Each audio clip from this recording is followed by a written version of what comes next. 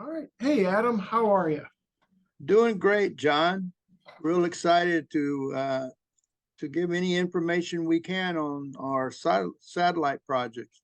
Yeah, we've been fielding a lot of questions about satellites here in the office. And so I'm hoping to just have a conversation with you to clear that up a little bit. Can you say briefly, what is a satellite? Okay, a satellite is part of a host club where there might be an opportunity because of for members to become part of a satellite because maybe challenges geographically, maybe times that the clubs normally meet may not always fit younger Sarans that are working and maybe they're meeting their club meets during the day. It might be an opportunity to bring in maybe even a language challenge where you might have some Hispanics wanting to speak more in Spanish or any other language that might not be with the host club. So it kind of lends itself to a lot of different opportunities. It's not real black and white why you might have a satellite, but the important thing to remember is that a satellite is not a club and it is part of the membership of the host club. So they're still under the board of directors of the host club, but yet serving kind of as a super committee and actually doing work for Serra under that umbrella. So a satellite could be formed because it's a little bit too far out of town and those people can't come in and make the regular meetings, or because of some cultural differences. Or if I'm understanding right, you could even have a satellite club that meets virtually through a web conference while the host club still meets in person. Is that That correct? is that's a great point. That's another opportunity, and that's becoming more and more used nowadays with the technology and people being familiar with Zoom and other conference technology opportunities.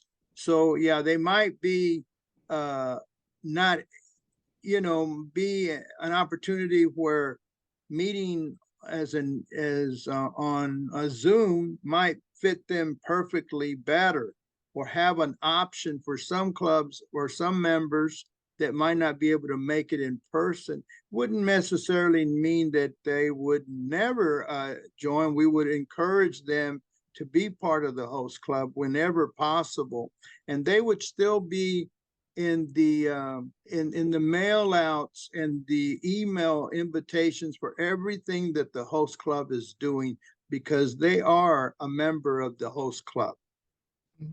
And would there ever come a point where the satellite would then become its own club? That is the goal here, is to be able to form a club of a small group, maybe 7, 8 or more, that are not quite the size that we need to form a club, but yet learning and being mentored and learning what Serra does and what the work that we do for the church. And so eventually the goal would be that they would become a full-fledged club. And my timetable would be a year to 2 years at least, something like that, because we'd want them to be well trained and knowledgeable about the Serra work that we do before they actually become a club. I think that that's got a lot of benefits. Yeah, and that makes a lot of sense. It is very similar to our club information program, where if we're starting a Serra club in an area that doesn't have a host club, that group would meet and get formed as Serra clubs through the help of the district governor, and then eventually be chartered as a standing club. That is correct. And this way, though, under the satellite concept, they would actually become Serrans immediately and part of a club, and be able to receive all the information that Serra International sends out and see what's going on throughout the world, and to be able to participate on some of these things that we do, and be invited to the rally, be invited to Serra International conventions and things. They would be receiving all of that Serra Meets, such a great program that we have. They would get all of this very, very valuable information. That's really wonderful to hear. Now I think we probably got to talk a little bit about money and how that would work. So And if the, I'm a member of a satellite, who do I pay dues to, and how does that happen? Okay, the dues are for Serra International, for a satellite member, is paid through the host club. They're billed from Serra International, and those dues would be paid to the host club. And as a matter of fact, they would not actually manage any money. All monies will need to be managed by the host club. So if they have fundraisers and that they want to do that might be separate from the host club, then those monies would need to come in to be to the treasury of the host club and managed there.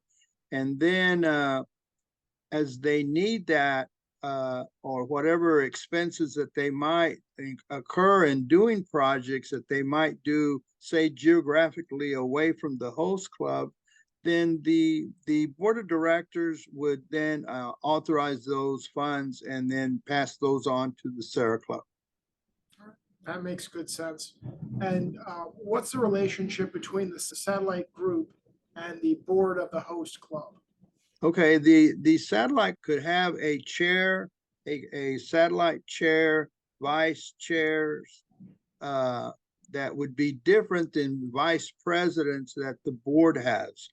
And they're actually like a committee. They could have 2 or 3 vice chairs of membership, vocations, communications, and 1 chair. And we would like to see the satellite chair serve on the board of the host club.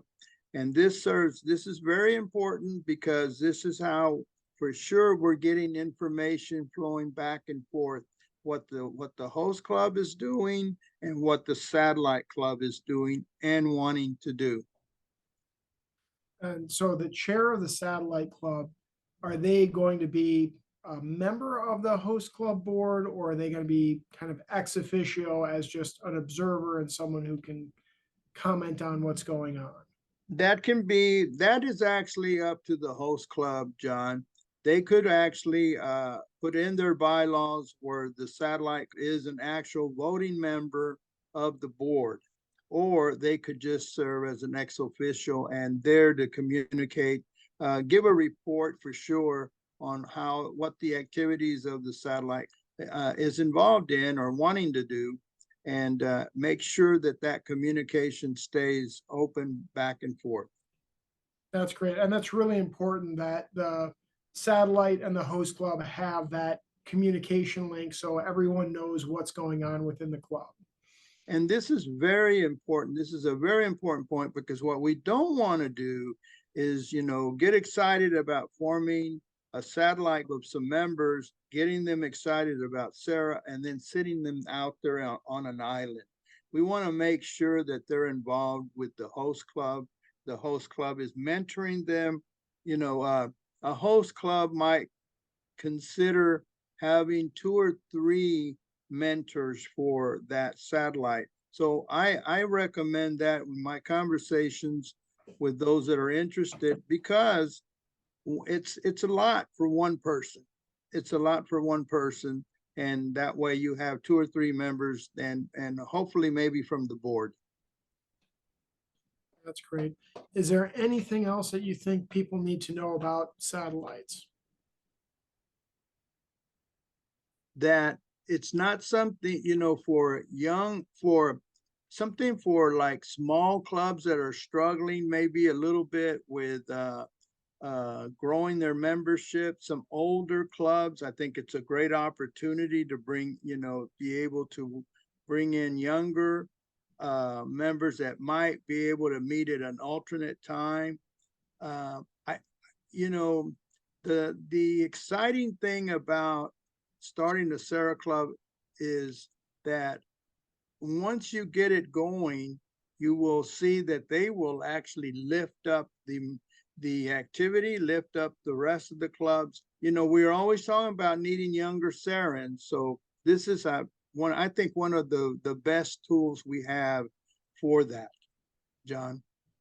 All right, wonderful. Thank you so much, Adam. Thank you, John. God bless. God bless.